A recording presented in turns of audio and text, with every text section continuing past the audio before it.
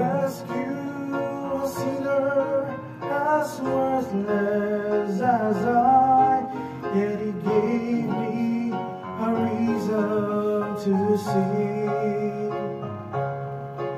It's so hard to believe, but it happened to me. Hallelujah to Jesus, my King, my King.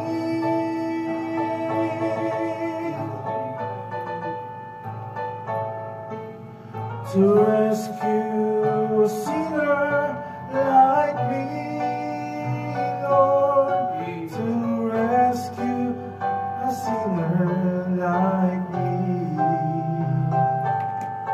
He abandoned His home and His kingdom above to rescue a sinner like me.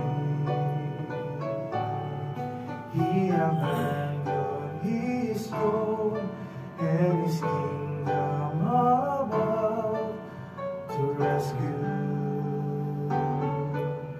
a sinner like me. A sinner like me. A sinner like me.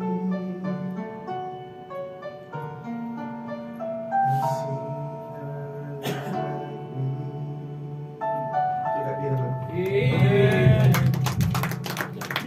Sunod po. May dalawa. Ayaw nang ada kumanta ni ano eh.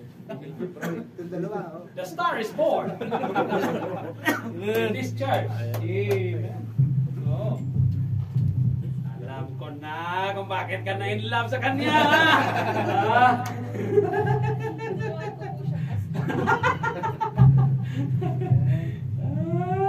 Alam na. Ay, grabe boses, Brad. Brad, ako ay isang, I was once a judge of singing competition. Brad, bigyan kita ng 10 out of 10. Oo. Ibang klase, Brad. Parang naalala kong boses ni Mark Carpio sa kanya. Lamig, no? Grabe talaga, bro. Purihin ang Panginoon, Brad. Ginamit mo yung talento na yan sa Panginoon. Oo. Oh, tapos mag-preach ka pa na gano'n ang boses mo. Iwan ko lang, hindi lalo ma-in-love, sister. Amen? Salamat sa Panginoon. Talaga naman purihin ng Diyos, Brad. Hindi ko akalain na gano'n ang boses mo, bro. Oo. To tell you honestly. Salamat sa Panginoon. Ngilid-ngilid na luha ko. Sabi ko, parang pipin-pigilan ko lang talaga. Napakagandang ano doon.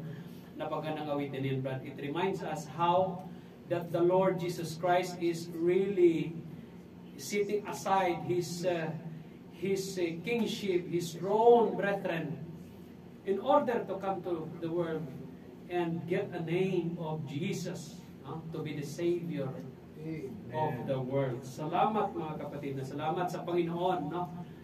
Sa ginawa ni Jesucristo sa cross ng Calvary. He died for us, He was buried, and then He raised up the third day in order for us to be saved, mga kapatid. Amen. Purihin ang Diyos.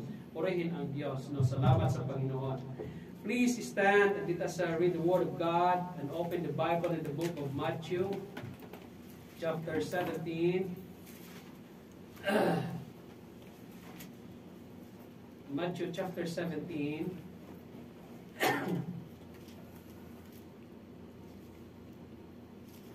Verses 1.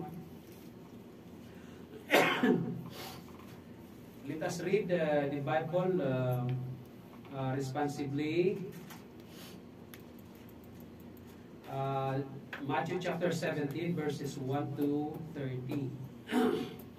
Babasahin ko sa una and then follow, and then pagdating sa 13 ay sabay-sabay natin basahin, mga kapatid. This time, the Lord Jesus Christ transfigured in the mountain, on the mountain, right? Others, the scholars believe that this transfiguration happened in the Mount of Olives. in Olivet because it is after 6 days. Perhaps it is a traveling of the Lord Jesus Christ with the disciples. They traveled from Galilee to Jerusalem, no? Or to Olive, Mount of Olive, no? Patungo ng Judean region. Let us read. I will read verse 1. And after 6 days, Jesus taketh Peter, James, and John, his brother, and bringeth them up into an high mountain apart. And was a figure before them, and his face did shine as the sun, and his raiment was white as the light. And behold, there appeared unto them Moses and Elias, talking with him. Then answered Peter, and said unto Jesus, Lord, it is good for us to be here. If thou wilt, let us make here 3 tabernacles, one for thee, and one for Moses, and one for Elias. Verse 5, While he yet spake, behold, a bright cloud overshadowed them, and behold, a voice out of the cloud, which said, This is my beloved Son, in whom I am well pleased. Hear ye him. And when the disciples heard it, they fell on their face, and were sore afraid. In verse 7, And Jesus came and touched them, and said, Arise, and be not afraid. And when they had lifted up their eyes, they saw no man save Jesus. In verse 9, And as they came down from the mountain, Jesus charged them, saying, Tell the vision to no man, until the Son of Man be risen again from the dead. And his disciples asked him, saying, Why do you say the scribes that Elias must first come? In verse 11, And Jesus answered and said unto them, Elias truly shall first come, and restore all the things. But I say unto you, that Elias came already, and they knew him not, but have done unto him whatsoever they listed. Likewise shall also the Son of Man suffer of them. In verse 13, let's read all together. Then the disciples understood that he spake unto them of John the Baptist. Let us pray. Our Heavenly Father, once again, O Lord, we thank you, God, for today. We thank you for the brethren who are present today. We're praying that the brethren who are present today, we're praying that in the next Friday, O God, they will be with us, O Father. And they will worship unto you, O Lord, with us, and we'll be gathering together again to praise you, O God. And we thank you for today. We ask guidance through the Holy Spirit for me to preach thy words unto thy people, and help us to understand thy words, O Lord. In all these things we thank you, and we praise your name. In the name of Jesus Christ, our Lord and personal Savior. Amen and amen. Amen. Si Brother Jason Brown, pakitawag.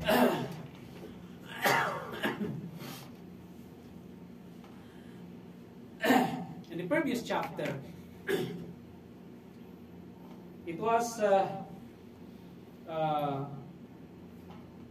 when the Lord Jesus Christ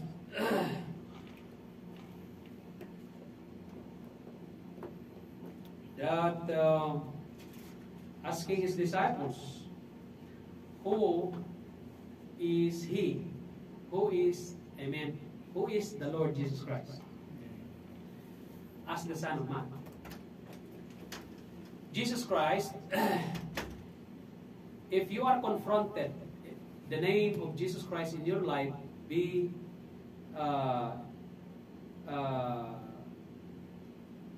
yan ang sinasabing mas mabuti pa ika nga'y you obey. Not like one time in his life that when Jesus Christ confronted one of a rich man, a young man, alright? When he was confronted about the Lord Jesus Christ, in order for him to have faith in the Lord Jesus Christ, the young man responded as like negatively. Tama? Naalala ninyo? Dito si Jesus Christ sa previous chapter, he is asking of kung ano ang pagkakilala nila of the Son of Man na si Hesus Kristo, kung sino siya. Then, the disciples answered that Jesus Christ is just one of the prophet. Kasi binanggit naman lahat doon ng propeta eh. Si John the Baptist, prophet din. Si Elias, prophet din. Jeremiah, prophet din. They are prophet. Alright? Then, Jesus Christ asking them, ano naman ang sinabi niyo? So, Peter, Apostle Peter, answered it right.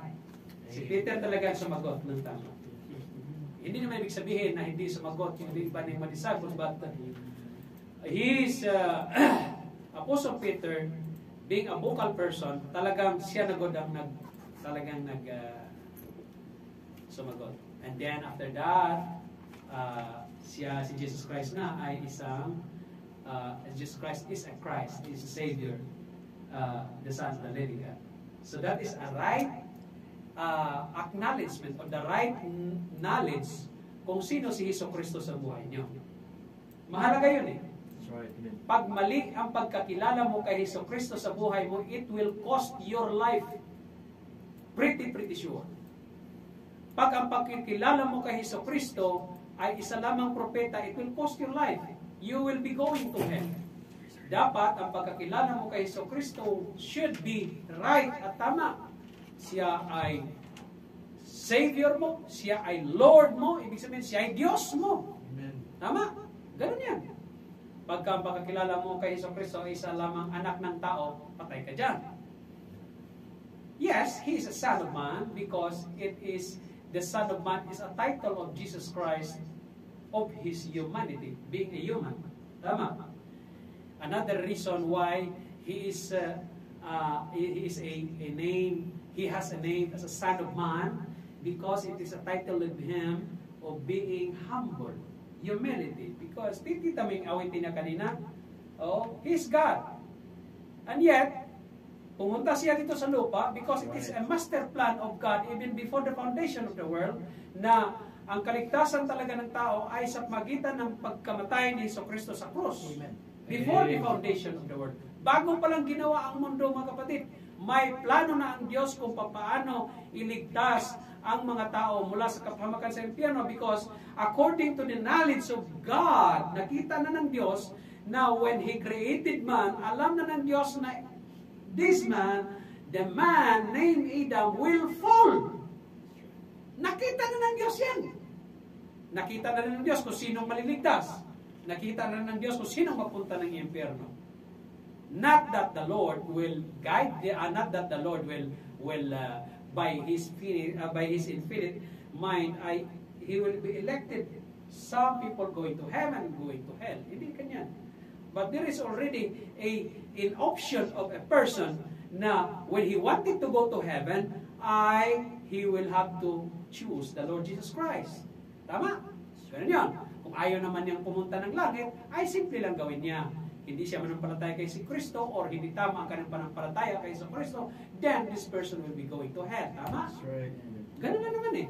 Now, and then after that, Jesus Christ predicted His death for the first time that He will be going to Jerusalem, and then after that, He will be suffering many things again from the council of elders, from the Israelites, scribes, and Pharisees, and Sadducees, brethren, those who oppose Him. He will be suffering many things from these people. Na siya talaga ay be killed, mamamatay siya. Because it is already prophesied by Prophet Isaiah 700 years ago before the coming of the Lord Jesus Christ. Doon sa book of Isaiah chapter 53. Alam naman natin yan. Alright? And then after that, alam niyo naman ang pangyayari doon. Sabi ni Apostle Peter, hindi pwede Lord, malayong mangyari sa iyan. Kasi, andito ako. Sabi niya, di ba? Sabi niya, di ba? Mayabang si Apostle Peter nung nakaraan na talagang hindi pwede Lord. Andito, talagang kung sinong kakanti sa iyo, ako ang makaharap nila. Parang ganun ang ibig sabihin niya. But the Lord Jesus Christ said, be it far from me, get thee behind me, Satan. Talagang sabi ni Jesus Christ kay Pedro, Satan talagang term niya. Bakit? Hindi ibig sabihin si Pedro Satanas. Jesus Christ is trying to point out, He's making a point that those kind of thinking na pigilin mo kung anong mangyayari kay Jesucristo, kay si Satan yun. At ayaw ni Jesucristo na ma-impluensyahan ang isipan ni Apostle Peter na maganon. That's right. Ayaw na the same way that the Lord Jesus Christ, the Lord God, wouldn't allow that your mind being influenced by Satan to stop the work of God. That's right, man. Ang gusto ng Diyos, susuporta ka sa gawain ng Diyos. Ang gusto ng Diyos, suportahan mo kung anong plano ng Diyos sa buhay mo. Kung gusto ng Panginoon na ikaw ay mag-tithes and offering, then do it. Kung gusto ng Panginoon na magkaroon tayo ng mission, then do it. Support it. Masama ba yun? Plano ng Diyos, biblical yan eh. Huwag mong pigilin. Pag pinigil mo yan, ito po ay katulad ni Apostle Peter when he said, "Be it far from thee, Lord." Hindi mo yan siya. No. Kaya, kung ayaw ninyo na sabihin ng Diyos sa inyo, get thee behind me, Satan, tapos ikaw nang nasabihan nun, mahirap yun. Oo. That's right. Oo. Pastor, ano bang gagawin ng church natin? Brad, support natin ng mission. Ay! So naman, hindi yan. O, tayo muna. Parang ganun ba? Brad, pastor, ano gawin ng church na ito? Brad, pupunta tayo ng damang. Yan ang gusto ko, pastor. Talaga naman, no? Oh, hindi. Fellowship yun eh. Oo. Iba ang fellowship, iba yung pagsuporta mo sa gawain. Tama ho ba? Diba? Ano ka naman ng pastor, kung pumunta tayo ng damang, maligo tayo doon sa hapon. Alam niyo hapon, Brad? Oo. Sarap kayo maligo doon. Ligo pa doon, pambihira ang lamig. Tapos habang malamig ang pagligo-ligo, parang maisip mo, may pating dito. Pero makaisip ka, marami mga manlaligo dito. May mga Saudi din, dala ng tabo, Brad. Kita ako na Saudi doon, dala ng tabo, Brad. Gumanon. Oo, kabaya pa. O, ayaw tanggalin niya dito, nagkaganon na siya dito. Tapos kabaya doon na, ganon siya. Ngayon lang talaga ako nakita ng ligo na, no? Sabi ko, talagang zilos talaga. Alam mo naman naman dito, zilos talaga sila. Oo. Ay, bakit? Ano ba ngayon kung nakabaya ka, tapos lumangoy ka, Brad? Pero sa gabal yun, sa tingin mo, parang ang isda na daming mga tumbang, ganon. Parang ganon ba? Antikya. Antikya o dilipis ba? No. Ang bihira. So, siguro develop na ngayon ang Hapman. 2016 pa ako na pumunta doon, Brad. Ganun pa rin, pastor? Ha? Ganun pa rin. Ganun, Brad? Hira talaga yun, no? May magandang ano yung sa may bandang Okay. Cornets. Pero ano lang, pangisdaan. Sa Cornets, ang maganda. Pwede liguan din doon. Pwede yung develop sa may bandang causeway. Yung 5 fingers na tawag. Oo. Yung magandang fishing ground, tsaka view or ano.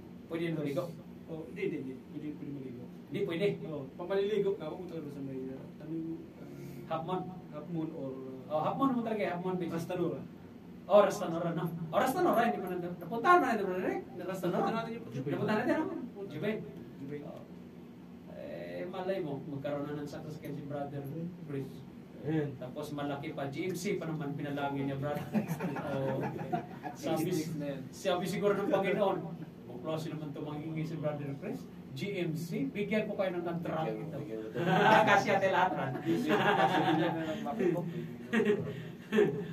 Okay? Si Brother Jason, saan ba, brother? Ano ba? Oh, Sino ata? nagluto. Mamaya na yun. Nagluto sinabi ako eh. Oh. Nalinang daw. Oh, sige. Talaga naman. Mga kapatid, and then, sabi ni Jesucristo sa kanyang mga disipulo, hindi niyo pwede talaga pigilin ang gawain ng Diyos, ha? Ang paggawain ng Diyos ay magpapatuloy. Yan. Depende na yan sa mga mananampalataya kung paano siya tutulong. Alright? Dito tayo para maglingkod sa Panginoon. Ang paglingkod sa Panginoon, this is how you help. This is how you partake yourself. This is how you support the works of God. Yan ang ibig sabihin. Oo. Huwag kayong magiging maramot. Huwag kayong magiging hakog sa Bisaya pa na parang pag nagbigay kayo or nagserbisyo kayo sa Panginoon, nawawalan na kayo. Ibig sabihin na pag ginawa ninyo yan, nililimitahan nyo lang ang pagpapala ng Diyos na ibigay sa inyo. Oo, nilimitahan nyo lang. Kasi ang disenyo ng Panginoon is that we must go forward. For the gospel, for the furtherance of the gospel of God, salvation. Yan ang purpose kung bakit si Jesus Christ kasama ng mga disipulo at mga apostles, brethren, encouraging them what they must do. Amen? And then after that, sabi ni Hesus Kristo, mayroong isa dito sa inyo na hindi makatikim ng kamatayan, ha? Gulat lang ngayon. Wala. Mayroon dito hindi makatikim. Lahat yan, nangamatay na eh. Nangamatay naman lahat yan eh. Doon sa last ng nangamatay naman lahat yan. Tapos, nagtanong pagod ako, sino yun? Gusto niyong malaman? Ang sagot dito sa 17. Dito sa 17, brethren, when the Lord Jesus Christ, there is someone standing here, hindi makataste o hindi makatikim ng kamatayan hanggang sa pagbalik ng Diyos sa kanyang kingdom. Ito ang sagot. It is just He prophesying. It is just like that He prophesied that someone na hindi makatikim ng kamatayan sa pangyayari. Parang ginanon lang niya ba? Para bang kung sa atin, pag ikutaw ang utak natin, pag ginanon ng Diyos, parang magising ka rin ba? Ano sinabi niya? Oo. And then the answer is in Matthew chapter 17. After 6 days, maybe, after traveling, going to the Mount Olive, malapit sa Jerusalem, and then, after 6 days, sabi nga, Jesus take it Peter. O, kita mo, ang ganda talaga ng ni Pedro, no? Benepisyo, para bang ang ganda ng privilege. Ang ganda ng privilege ni Peter, James, and John. Si James, mga kapatid, namatay na po yan. Napatay din yan panahon ni King Agrippa I. Si James, pinatay to. Yung nag-oration, di ba? Naalala niyo, may isang hari na nag-oration, nagsalita siya. And then sabi naman, this is the voice of God. Kasi nagmamayabang yun eh. At ang ginawa ng Diyos, He struck him. And then after that, inuod ang katawan niya. Namatay siya, di ba? Inuod ang katawan niya. Si King Agrippa I, yan ang pumatay kay James. Na kapatid dyan. Hindi si James, na half-brother of Jesus Christ. The pastor of Church of Jerusalem. Now, si Peter, itong tatlong ito, siguro malapit to kay Kristo. Right? Kasi si John, talagang malapit si John the Beloved. Kaya Beloved ang tawag kay John the Beloved. Because already mentioned, John the Beloved by the Lord Jesus Christ. Itong mga panahon ngayon, mayroong mga nagsasabi, theory nila, na si John daw ay bading. Sabi ko itong utak na ito, sinabing bading. Paano naging bading yun? Saan yung nakuha yun? Kasi nga, beloved si John ni Jesus Christ. Pinakamalapit sa lahat. Sa lahat ng mga apostol ni Hesus Kristo, si John ang pinakamalapit. Okay? Si John the Beloved.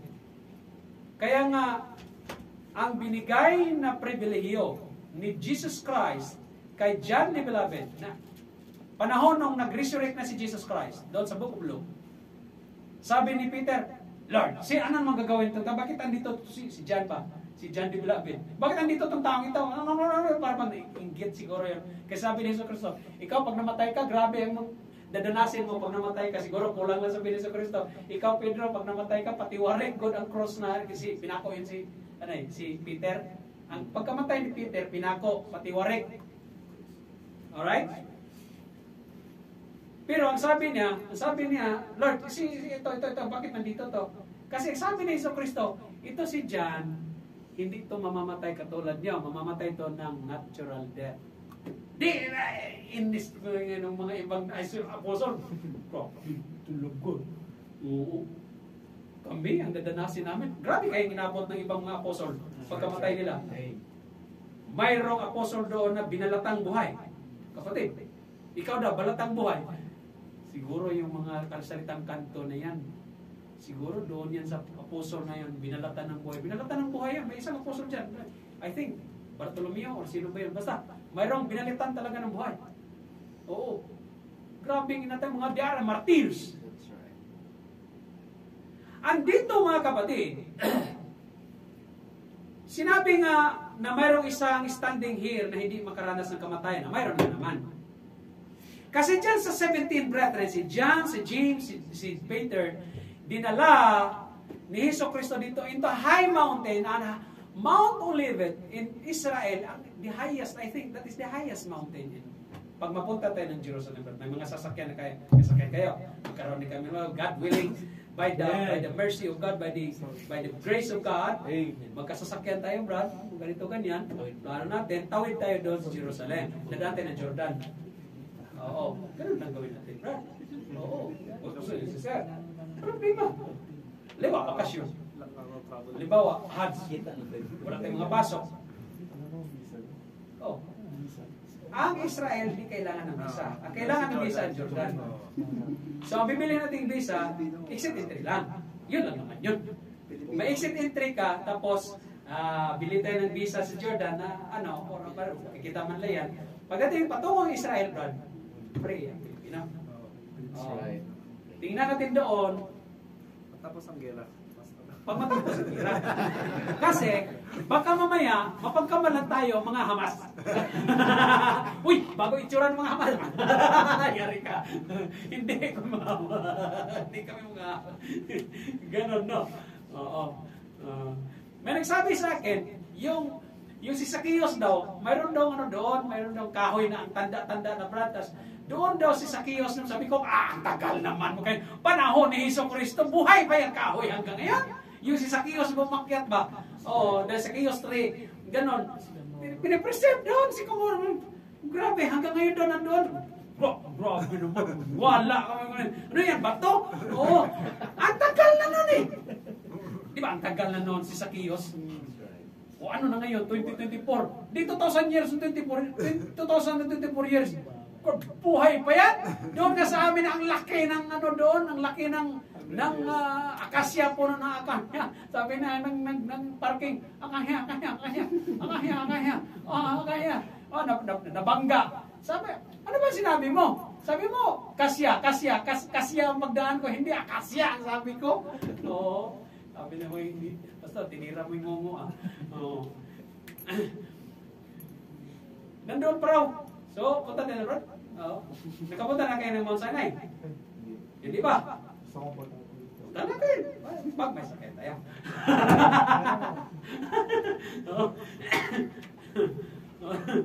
Dito lang. Oo.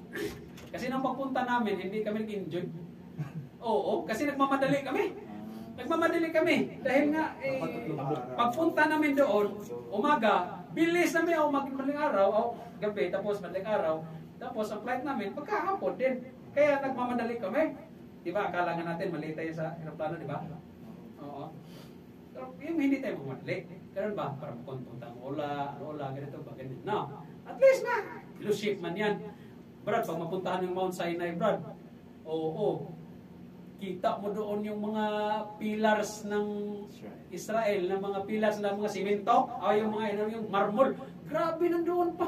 Hindi na wala. Oo. Yung altar na inanuhan ni Moses, talaga naman. Oo, nandoon ba? Ni Zacchaeus pa sa marmol din yun, napuno. Ay, grabe. Natawa ako noon kasi sabi ko, ano ba to? Kasi tagal na nun natin, buhay pa hanggang ngayon. Sinunog nga yan ng Panginoon ng Vespasian Empire ni Emperor Titus, yung Jerusalem. Oo. Sabi ko, sige lang, tingnan natin. Pero pangarap natin yun, brother. Siyempre, mangarap ka naman, tuloy, anuhin mo na. Sagad-sagarin mo na. Allah, pumalpak man, at least. Di ba? So, ganun lang mga kapatid. Now, dito mga kapatid, no? Nag-transfigure si Jesus Christ doon sa high mountain. Okay? Bakit ginawa ng Diyos yun? Bakit ginawa ng Hesus Kristo yun? In order for them to see in their vision, brethren, that they will have understand, they will understand that in the coming times, in the end of times, kapatid, itong 17, it is parallel unto the book of Revelation and unto the book of Malachi, na kung saan when the Lord God, before the Lord God coming, the Lord Jesus Christ coming again dito sa mundo, mga kapatid, ipapadala niya ang dalawang olive tree niya. Ipadala niya ang dalawang candlestick niyan. Ipadala ng Panginoon yan si Elias, pagbaba mo, Brad, and was transfigured before them, and his face did shine as the sun, and his raiment was white as the light, and behold, there appeared unto them Moses and Elias. Elias is Elijah. Mga kapatid, ito po'y pinapakita ng Panginoon na ipapadali niya ng dalawa. Doon sa Book of Revelation, ipapadala yan doon si Moses and Elijah before the dreadful day of Jesus, of God. Pastor, saan po basa yan? In Revelation chapter 11, verse 1, ang sabi. In the Book of Revelation, chapter 11, verse 1, it talks about that tribulation time. The tribulation time is divided into two situations. The first 3.5 years of the tribulation, of course, wala na tayo sa mundo. We will be raptured. Nasa langit na tayo. No? So, ang 3.5 years, dito ipadala si Moses at saka si Elijah. Kasi sa pangalawang 3.5 years, kasi 7 years lahat yan papatayin itong dalawa. Ang sabi dyan, and there was given me a reed like unto a rod, and the angel stood, saying, rise and measure the temple of God, sabi ng Diyos kay John the Beloved, and the altar and them that worship therein. But the court which is without, the temple leave out, and measure it not, for it is given unto the Gentiles. And the holy city shall they tread underfoot 40 and 2 months. 40 and 2 months, it is 3.5 years. Alright. And sabi dyan, and I will give power unto my 2 witnesses, binangkit doon sa transfiguration, na si Moses and Elijah, and they shall prophesy 1,203 days clothed in sackcloth. And that is, they will prophesy in that years. These are the 2 olive trees. Olive tree meaning Israel. Huwag niyan, nakalimutan yan. If we are talking about olive, Israel ang ibig sabihin niyan. No wonder, ang pinakamasarap na olive sa buong mundo ay hindi kung saan-saan makikita, but in Israel.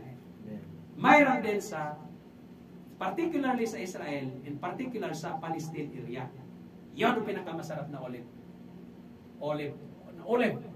Kaya nga ang olive oil niya, yan ang dyan talaga ang masarap. Now, these are the 2 olive trees and the 2 candlesticks standing before God of the earth doon sa transfiguration time. No, nag-transfigure si Jesus Cristo. This is the 2 person mentioned by the Lord Jesus Christ na mayroong tao dito, mayroong tao na standing before God na during the transfiguration, si Moses at saka si Elijah doon sa Matthew chapter 17. Amen? At ang sabi dyan, and if any man will hurt them, fire proceedeth out of their mouth. Okay, hindi sila magagalaw. And devoureth their enemies, and if any man will hurt them, he must in his manner be killed. So hindi sila pwedeng saktan, kasi pagkakatayin lang din sila, pagsaktan sila. But, itong sa verse 6, mga kapatid, ito na ang palatandaan kung sino talaga yung dalawang yan.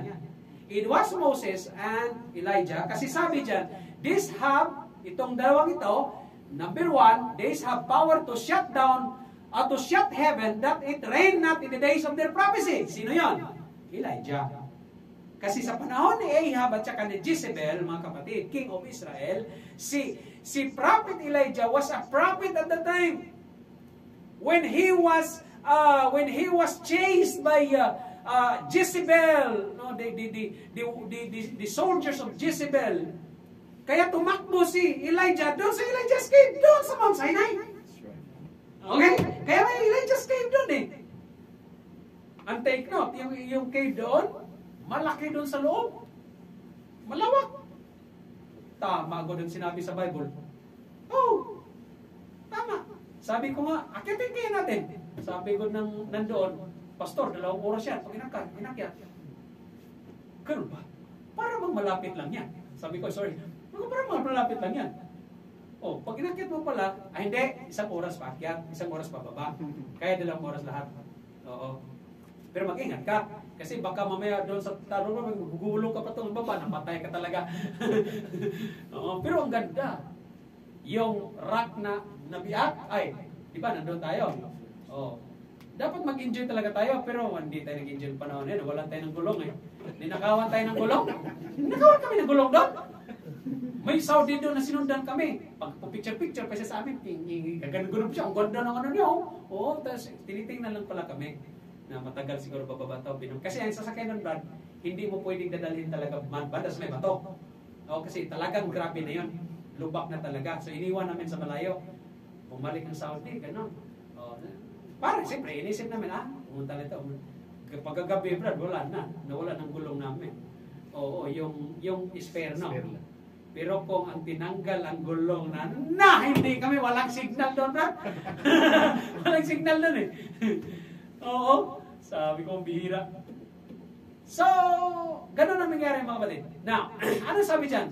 Si Elijah, it was Jesus Christ described this olive person or olive trees or Israelite, no? In the name of Elijah, na hindi talaga umulan sa panahon niya.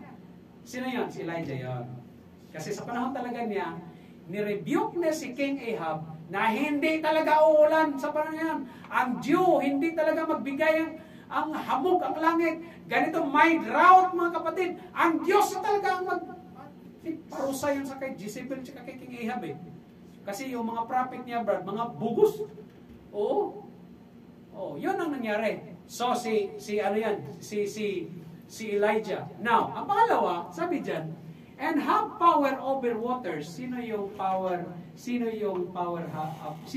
power over waters?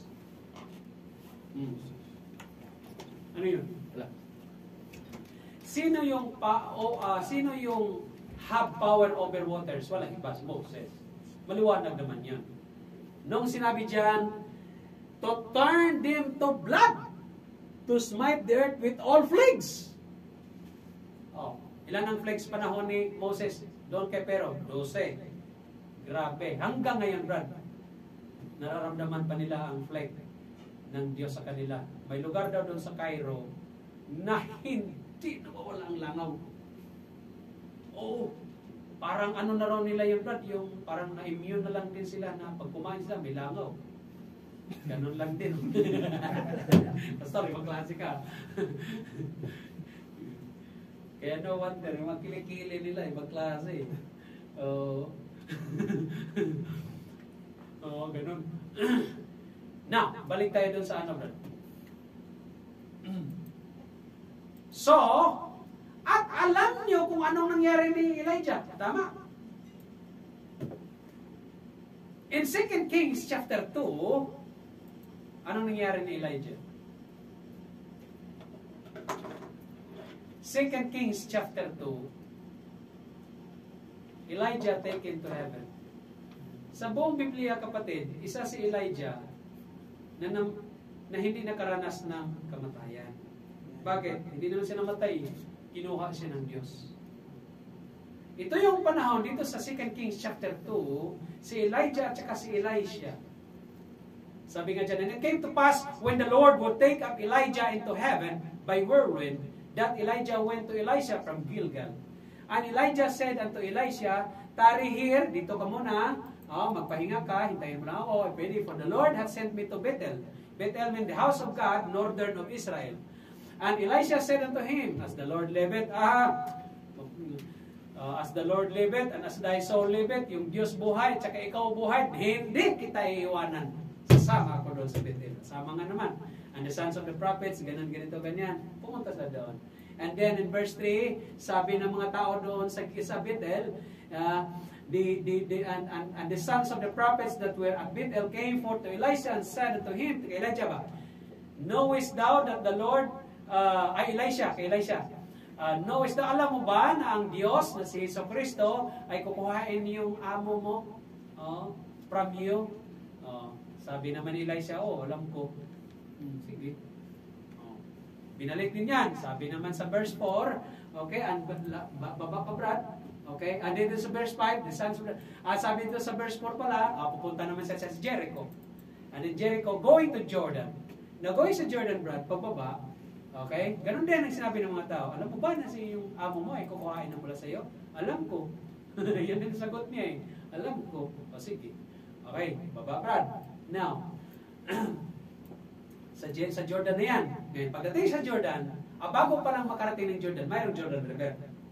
Alright? Mayroong Jordan River. Kailangan lang tumawid. Sa Biblia ba, ilang beses nahati ang tubig? May nagsagot, isa. Kasi ibig sabihin, yun yung Red Sea. Parting of Red Sea. 3. Sa Biblia, 3 beses nahati ang tubig. Yung Red Sea at saka itong Jordan River. Panahon ni Moses, panahon ni Elijah nung tumawid sila patungong Jordan, and then noong kinuha na si Elijah ng Diyos, okay, and then after that si Elisha na lang natira, si Elijah hinampas din ng tubig nahati, so tatlong beses. 2 beses sa Jordan River, si Elijah, si Elisha, and 1 from Moses' time in the Red Sea. Tama? Okay. Now, pagdating dyan sa pinakababa, Brad, okay? So, yun yung pagkahati ng Jordan River. Okay. Okay, dito sa 9. And it came to pass, when they were gone over, that Elijah said unto Elisha, sabi ni Elijah kay Elisha, tanungin mo or magtanong ka sa akin, okay, ask what I shall do for thee. Sabihin mo sa akin kung anong gagawin ko sa iyo. Kasi, sabi niya, I be taken away from thee. And Elisha said, alam na ni Elisha, kasi kukuhain na ako ng Diyos mula sa iyo. Sabihin mo kung anong gusto mo. Manghingi ka man lang, Brad, dapat GMC na. Hindi yung sedan. Di ba? Kasi dyan, yan ang example. Sabi yung ni Elisha, isip siguro siya, I pray thee, let a double portion of thy spirit be upon me. Ibig sabihin, dobling kapangyarihan ibigay mo sa akin. Grabe. Sabi ko ni Elijah dyan, thou hast asked hard thing. Brad, thou hast asked hard thing, Brad. GMC. Ano yan, Brad? Rock Yukon? Taho? Ano bang gusto mo, Brad? Or Istaria? Hala.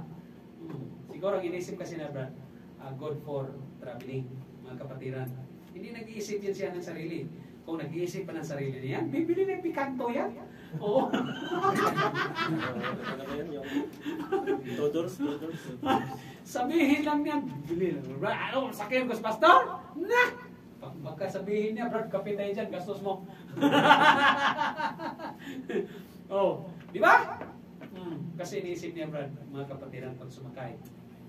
Di ba? Amen? No? And he said, thou hast asked a hard thing. If thou see me, when I am taken from thee, it shall be so unto thee. Wow! Granted, Brad! Malay mo, granted ang GMC niya, Brad. Hindi natin alam. Pag-pray natin. Brad, ipag-pray kita, Brad, na bigyan ka ng Panginoon ng malaking sasakyan para sa gawain. Brad, klaro ang purpose, Brad, ha? Para sa gawain. Pastor, okay lang. Ha? Basta daw. Kaya tayo, pastor. Yan! Ang ganda! Oo! Marami no? Pagbasak yan, tapos lalaki ng tatako, ICBC, Mission in Riyadh City. Ano yung ICBC? Nilalaw, yung Independent Grand Mountain Church. Sabihin ng police, na Roxa. Kita Roxa. Roxa Sayara, pag ganito po na, ICBC. ICBC. Siya warma, palapil, yun lang yan. Ha? Ganun lang yan sila. Hindi na alam. So, ano nangyari? There appeared a chariot of fire. Chariot of fire and horses of fire doon sa Book of Daniel, si Jesus Christ yan. At doon sa Book of Revelation. Naalala ninyo? Ang turo natin doon sa eschatology. Naalala ninyo? Wala si Brother Eli dito kasi nagturo kami ng eschatology. Dito libro. Sabi ko, tigil muna natin, tapos doon tayo sa salvation. Tapos, pumasok ngayon ng mission month, tigil muna natin, balik na naman tayo doon. Doon sa eschatology, Brad, pinaliwanag ni Prophet Daniel kung sino yung sa chariot of fire, horses of fire. Si Jesus Christ na doon. Sa Book of Revelation, ganun din. Amen? Oh. Ganun siya. And Elijah saw it and he cried, "My father, my father." Kita mo yan? Ha? Chariot of fire, sabi na. Ha? Sabi na. Ha? Baba ko, Brad. And Elijah saw it kasi he was taken by a whirlwind and he cried, sabi niya, "My father, the chariot of Israel." Jesus Christ of Israel, ang ibig sabihin niya, and the horsemen. Thereof, and he saw him no more, and he took hold of his own clothes. He rent it. Grabe talaga. Sa lungkot ba naman, Brad? Kaya, Brad, pag may nawala sa church, malungkot talaga. Pag bumalik, masaya ka, Brad. Amen, Brad, ha? Bumalik kayo. Talagang masaya tayo, Brad. Masaya kami, masaya ako. O, hindi ko na kailangang i-rent pang aking kuhan. O, ganito, ganyan. Wala na ako isuot, sunod. Ito lang tama sa akin eh. Kasi yung iba kong mga damit, Brad, ang laki, Brad. Oo, sabi ko, magklase talaga. Lumiit na talaga ako.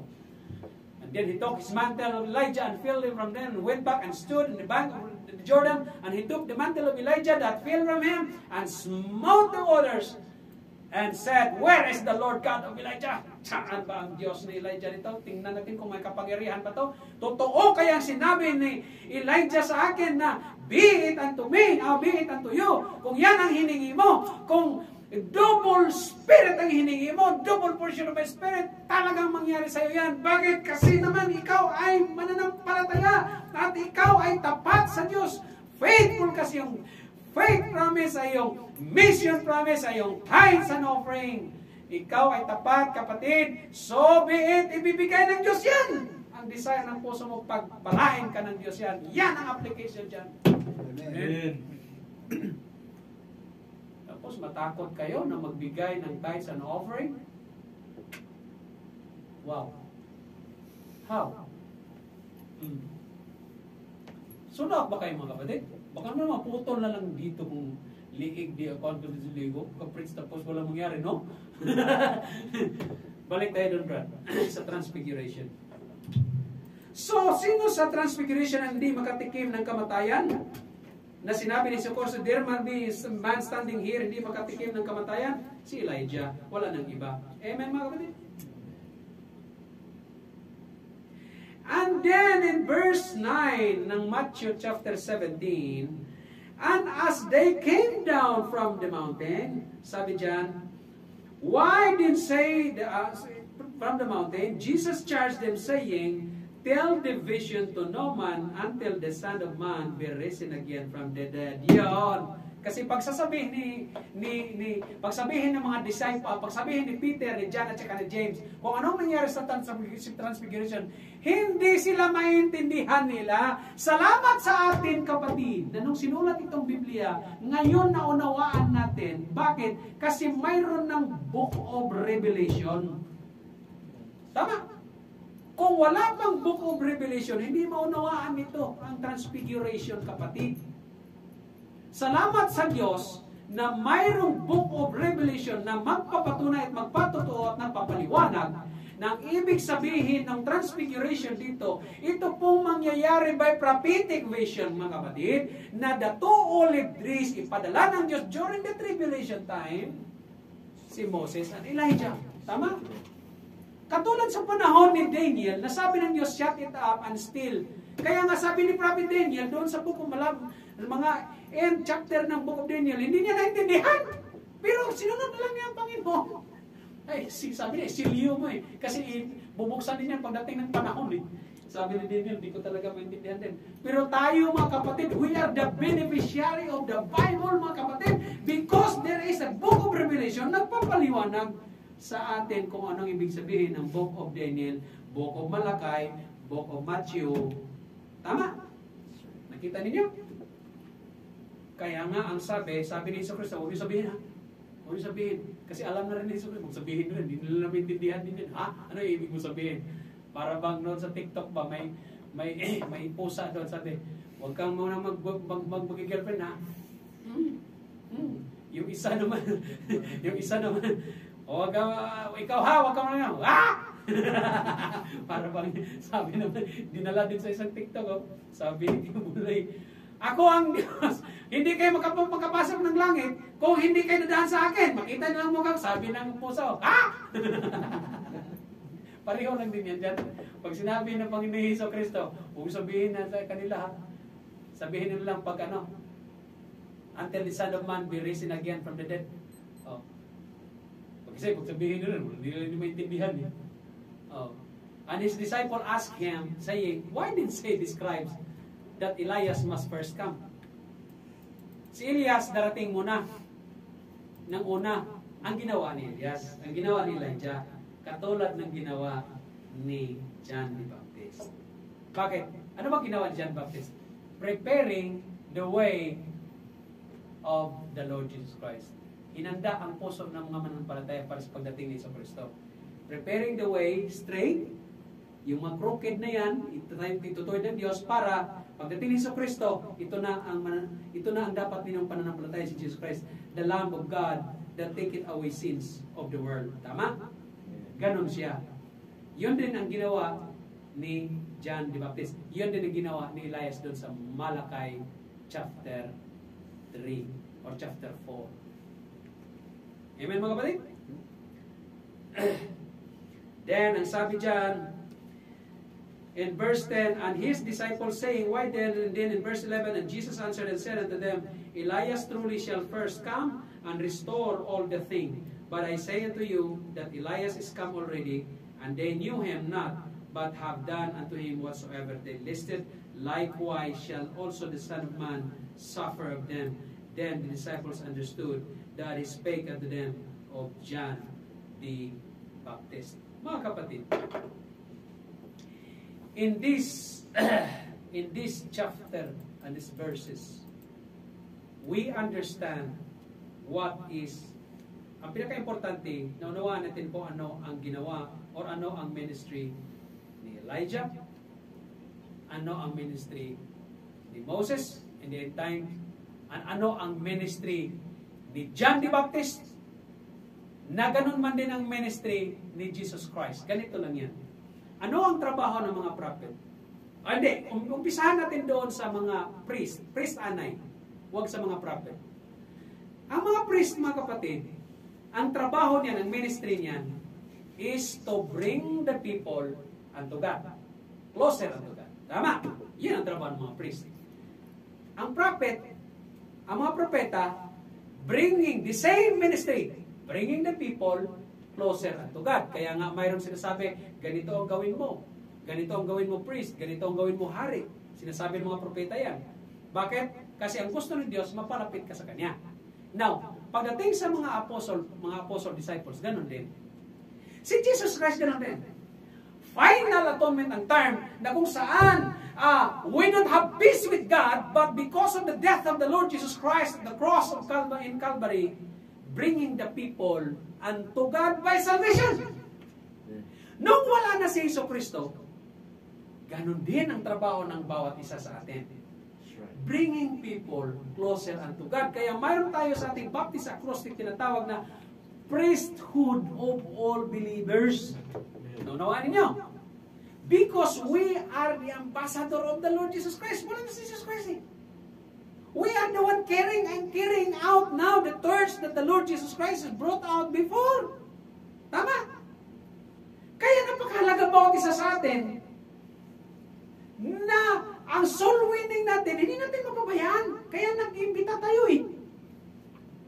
Para bringing the people unto God. O ano ngayon kung maligtas ang taong ito dito?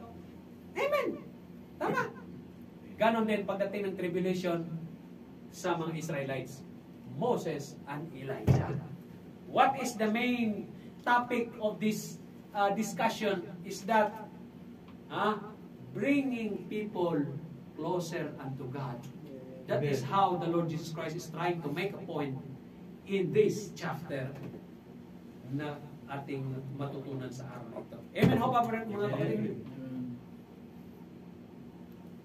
Pastor, related din yan sa ating mission emphasis. Oo, related yan. Do not think that the whole Bible is conflicting each other. No. it has a harmonious relationship between each other. Wala pong pag-ano yan, walang pagkontradiktuhan yan. Harmoniously yan, may harmony sila sa bawat isa. Because, in fact, the Bible is nothing in contrast, but in unity. Amen? For an English, that's stand. Let's pray. Heavenly Father, once again, Lord, we thank you, God, for thy words. We thank you for the brethren who are here. Salamat, Panginoon, sa iyong salita. Salamat sa Holy Spirit to guide us to understand thy words, Lord. We are praying to continue. Bless this church. Bless each and every one of us. Bless the couple. Bless the brethren who are here, our visitor, our brother na nandito, Panginoon, si Brother Andy, si Brother Jason, and so the others, oh Lord. Bless us, oh God, and protect us. Let the love prevail in this church. The love that you teach, you taught, oh Father, through Jesus Christ, the unconditional love. Be in the midst of us, O God, at gabayan at pagpalain mo kami lahat. And all these things we thank you and we praise your name in the name of Jesus Christ, our Lord and personal Savior. Amen and amen.